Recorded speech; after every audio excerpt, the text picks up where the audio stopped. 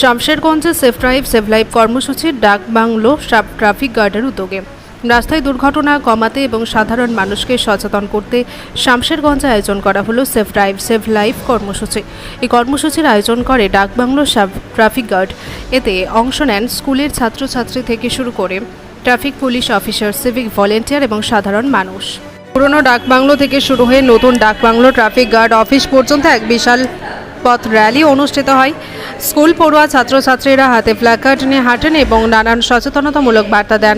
তাদের প্ল্যাকার্ডে লেখা ছিল, মদ্যপানে গাড়ি নয়, হেলমেট ছাড়া বাইক নয়, ফোনে কথা বলে গাড়ি নয়, রং সাইড নয়, সেফ ড্রাইভ সেভ লাইফ।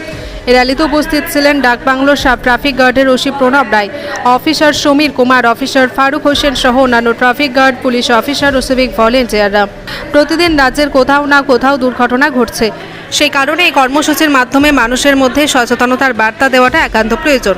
মানুষ সচেতন হতে গেলেই দুর্ঘটনা এড়ানোটা অনেকটা সম্ভব হবে। উল্লেখ্য যে এই র্যালিতে বিশেষভাবে জোর দেওয়া হয় অতিরিক্ত গতিতে গাড়ি না চালানো, হেলমেট ব্যবহার, ট্রাফিক নিয়ম মানা, মদ্যপান অবস্থায় গাড়ি না চালানো এবং রং সাইডে গাড়ি না চালানোর উপর জোর দেওয়া হয়।